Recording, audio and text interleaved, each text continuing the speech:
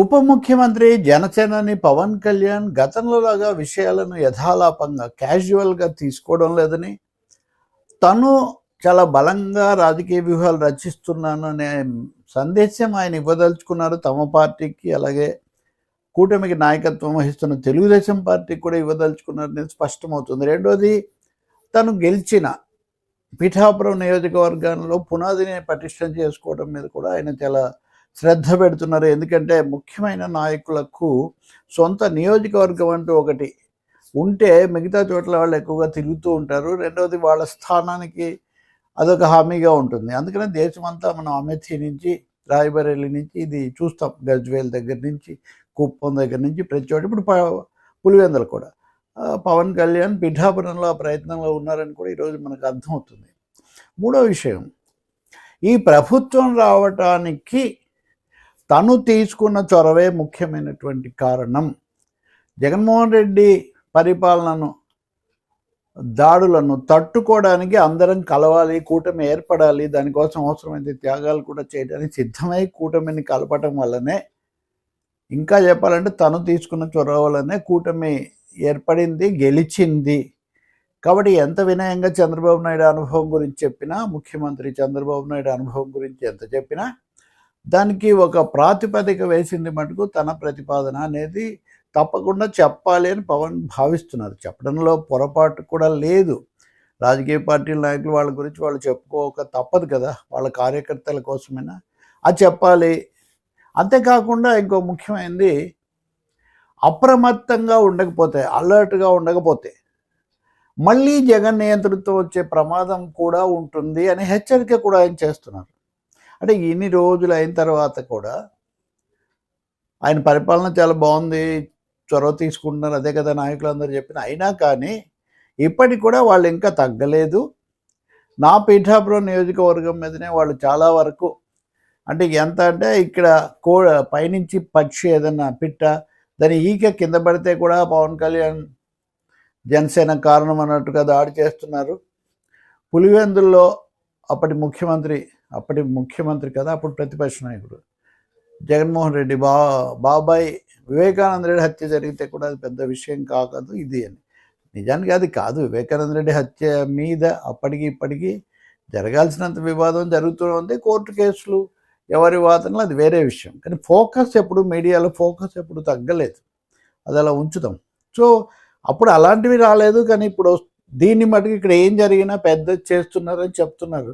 సరే, తన నియోజకవర్గంలో తను అలా చెప్పడంలో పెద్ద ఆశ్చర్యం లేదు. కానీ పిఠాపురంలో జరిగిన కొన్ని ఘటనలు మాత్రం కేవలం ఈకే పడినంత చిన్నవి కాదు. ముఖ్యంగా ఒక దళితుడు, ఒక మెకానిక్, ఏదో సందర్భంలో అతను వివక్ష వల్ల ప్రాణాలు కోల్పోవడం, తర్వాత వాళ్ళను బహిష్కరించడం లాంటి 3-4 ఘటనలు చాలా తీవ్రమైనవే ఉన్నాయి. సర్దుబాటు చేయడానికి తెలుగుదేశం, జనసేన నాయకులు కూడా అక్కడికి వెళ్ళారు. అవన్నీ ఈరోజు చెప్తారని కాదు, కానీ జరిగాయి.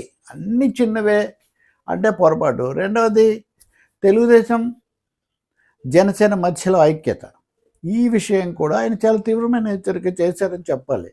ఎందుకంటే నేను రావాలని కోరుకున్నారు. అప్పుడు నేను వస్తే అన్నారు, తీరా మీరు మా నియోజకవర్గానికి మళ్ళీ రాకూడదు, లేకపోతే మిగతా చోట్లంతా ఉండాలంటే మీరు మమ్మల్ని గెలిపించడానికి రావాలి, కానీ ఆ తర్వాత మీ జోక్యం ఉండకూడదు, మీ కార్యకర్తలు రాకూడదు అని. ఇది ఎవరికి వర్తిస్తుంది అంటే ఖచ్చితంగా రాజకీయంగా చూస్తే తెలుగుదేశం నాయకులు జనసేన మద్దతు తీసుకున్నారు, పవన్ కళ్యాణ్ జనాకర్షణను ఉపయోగించుకున్నారు, కానీ జన సైనికులకు తగిన ప్రాధాన్యత ఇవ్వడం లేదు. వాళ్ళు లేకుండా అంతా తమ చేతుల్లోనే ఉండాలనుకుంటున్నారు. కాబట్టి నేను ఈ విజయానికి కూటమి ఏర్పాటు చేసి ఇదంతా చేసినప్పటికీ కూడా నేను రావాలన్నంతగా వెంటపడిన వాళ్ళు కూడా మా వాళ్ళని రానివ్వట్లేదు. అంటే జనసేన ప్రాధాన్యతను తెలుగుదేశం గుర్తించట్లేదు స్థానికంగా కొంతమంది అనే హెచ్చరిక గతంలో బొల్సెట్ శ్రీనివాస్ లాంటి వాళ్ళు చేశారు. ఇంకోసారి ఇతర చోట్ల కూడా ఇట్లాంటివి వినిపించాయి. ఇప్పుడు ఈయన చాలా తీవ్రంగా దాన్ని చేస్తున్నారు, కానీ తన భాషలో, తన శైలిలో. ఇంకా నాలుగవది, వైసీపీ వాళ్ళ మీద విమర్శలు, అవి సరే, అవి ఎలాగూ ఉంటాయి ప్రధాన ప్రత్యర్థులు కాబట్టి. కానీ తన భవిష్యత్తు, రాజకీయం ఎలా ఉంటుందో అలాగే టీడీపీతో సంబంధాలు ఎలా ఉంటాయి. బీజేపీ టీడీపీ ఒక కార్యకర్త గురించి చెప్తూ ఆయన జనసేనో బీజేపీయో నాకు అర్థం కాదు కొన్నిసార్లు అని ఒక మాట అన్నారు. నిజంగా ఒక పార్టీ అధ్యక్షుడు ఇలా అనటం ఆశ్చర్యమే. కానీ ఈ పరిస్థితి తెలుగుదేశంలో వాళ్ళకు కూడా కొంతమందికి ఉండొచ్చు. లేదు పూర్తిగా చేరారా లేదా, చేర్చుకున్నా కానీ ప్రాధాన్యత ఇవ్వలేదు అనే ప్రశ్న కూడా చాలామంది విషయంలో ఉంది. వైసీపీ నుంచి వచ్చి చేరతామనే వాళ్ళకు ఎవరిని చేర్చుకోవాలన్నా తెలుగుదేశం నుంచి పూర్తి గ్రీన్ సిగ్నల్ రాకపోతే కష్టం కదా అనే ఒక భావనతో దూరంగా ఉన్న వాళ్ళు ఉన్నారు. ఇవన్నీ ఆయన దృష్టిలో ఉన్నట్టుగా దీని ద్వారా సంకేతాలు ఇస్తున్నారు. మీరు ఆ పార్టీనో ఈ పార్టీనో తెలియదు, ఎక్కడైనా మీరు నా వాళ్ళే అనేటటువంటి మెసేజ్. సినిమా రంగానికి సంబంధించి కూడా నా సినిమాలు ఫ్లాప్ అయినా కానీ లాభాలు వస్తాయి అంటే నిజంగా పెద్ద హీరోలకు మొదటి ఓపెనింగ్ కలెక్షన్స్ ఎక్కువ ఉంటాయి అనేది నిజమే. కానీ ఫ్లాప్ అయిన లాభాలు ఎలా వస్తాయి అంటే బహుశా వాటి గురించి ప్రచారంలో చెప్పుకున్నంత ఖర్చు పెట్టి ఉండకపోవచ్చు, అందువల్ల వస్తుండొచ్చని. పరిశ్రమలో ప్రత్యేకించి పవన్ కళ్యాణ్కి పేరు ముందు నుంచి ఉంది, ఇంకా ఈ ధోరణులు పెరక్క ముందు నుంచి. ఇటీవల కూడా అవి కమర్షియల్ సక్సెస్లా కాదా, లేదా ఎన్ని రోజులు ఆడాయి, వివరాలు ఏంటి, ఇటువంటివి వచ్చినప్పుడు అవి వాటికి నష్టాలు రాలేదు. నేను ఇప్పటికి కూడా స్టార్ పవర్ నాకు చాలా ఉంది, పొలిటికల్ పవరే కాదు స్టార్ పవర్ కూడా ఉంది అనే ఒక సంకేతం ఇవ్వడానికి కూడా ఆయన ఈ సభను ఉపయోగించుకున్నట్టు కనిపిస్తుంది. గోదావరి జిల్లాల గురించి 1-2 సార్లు చెప్పారు. తెలంగాణ నుంచి కూడా ప్రతినిధి వచ్చారని. గోదావరి జిల్లాలతో కనెక్ట్ కావడానికి పవన్ కళ్యాణ్ చాలా గట్టిగా ప్రయత్నిస్తున్నారనే విషయం అర్థమవుతుంది. ఆ కనెక్ట్ అయ్యేటప్పుడు సంక్రాంతి పండుగ రోజు అయినప్పుడు సహజంగా కోడి పందాలు లాంటి చర్చలు వస్తాయి. ఆయన 1-2 సార్లు కోడి పందాలు, జూదాలు ఇవే కాదు, సంక్రాంతి అంటే సంప్రదాయం అది తిన్నది. సంక్రాంతి లాంటి వ్యవసాయ పండుగలు వ్యవసాయ దేశాలన్నింటిలో ఉన్నాయి, అక్కడ సంప్రదాయాలు అక్కడ ఉంటాయి. అదే అలా దాంట్లో పెద్ద అభ్యంతరం లేదు. కానీ కోడి పందాలు, జూదాలు సరదాగా చేసుకుంటే పర్లేదని ఒక మాట అన్నారనమాట. అంటే పూర్తిగా వాటికి వ్యతిరేకంగా మాట్లాడితే అక్కడ అది కూడా చెల్లుబాటు కాదనే ఉద్దేశం. కానీ అంతకంటే ముఖ్యంగా ఈ సాంప్రదాయాలన్నీ తెలుసుకోవాలి అని వీటి అన్నింటినీ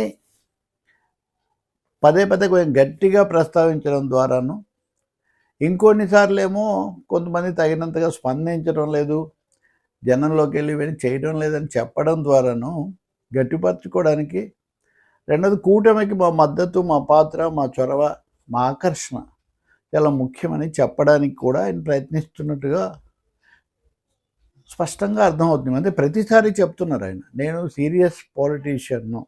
ఇంకోటి, నేను చాలా పట్టుబడితే ఏదైనా చేస్తాను, నన్ను వదిలిపెట్టకండి. పట్టుబట్టడం అన్నది వైసీపీ వాళ్ళతో పాటు తమను ఇబ్బందులు పెట్టే వాళ్ళందరికీ వర్తిస్తుంది కదా. కాబట్టి ఒక బాణం అనేక లక్ష్యాలు అన్నట్టుగా ఈరోజు సమావేశం అంత భారీ ఎత్తున ఏర్పాటు చేసి అందరినీ అక్కడ సమావేశపరచడంలోనే పవన్ కళ్యాణ్ యొక్క ఆలోచన, ఆయన చెప్పాలనుకుంటే తెలుస్తుంది. ఇంకోటి కూడా ఉంది, నేను వేదిక మీద నాయకులను పరిచయం చేసేటప్పుడు నాదెండ్ల మనోహర్ గురించి ఆయన ప్రత్యేకించి ప్రశంసా వాక్యాలు చెప్పటం, దీంట్లో కూడా రాజకీయ సామాజిక సంకేతం ఆయన స్పష్టంగా ఇస్తున్నారనేది కూడా మనకు తెలుస్తుంది. నాగబాబు ఉన్నట్లు లేరు అక్కడ నేను గమనించినంతలో, తర్వాత వస్తారేమో తెలియదు. ఏదైనా పిఠాపురం ఒకటేమో, పిఠాపురం మీద మరీ అధికార యంత్రాంగం చాలా ఎక్కువ శ్రద్ధ చూపిస్తూ ఉంది, ఆ మేరకు మిగిలిన వాళ్ళకి సమయం తగ్గుతుంది అన్న అసంతృప్తి ఒకటి ఉంది. రెండోది, పిఠాపురంకి ప్రతిరోజు రానక్కర్లేదు, నేను రాకున్నా కానీ పనిచేసే వ్యవస్థను నిర్మించడం నా లక్ష్యం అన్నారు. మంచిదే, అది మనుషుల మీద కాకుండా వ్యవస్థల మీద నడవటం. కానీ రాలేకపోవడం అన్న ఒక దీన్ని కూడా ఆయన పరోక్షంగా అంగీకరిస్తున్నారని అర్థమవుతుంది. నాయకుల పేర్లు అవి ఇవి తీశారు. ఇంకా ముఖ్యమైన అంశం బహుశా అక్కడ వర్మ కనిపించలేదు, అది కూడా మరి దాని అర్థమేంటో, ఆయన ఉన్నారో లేదో మనకు తెలియదు. తర్వాత ఆయన వివరణ కూడా ఇవ్వచ్చు. కాబట్టి పీఠికాపురం అని పిలిచేద్దాన్ని 1-2 సార్లు పీఠికాపురం అని అంటూ ఉంటారు. కానీ పిఠాపురం పీఠాన్ని కాపాడుకోవటం ఒకటైతే, పీఠాపురం పాఠాలు కూడా పవన్ కళ్యాణ్ బాగానే నేర్చుకుంటున్నారు అని ఈ సంక్రాంతి సభ చెప్తూ ఉంది.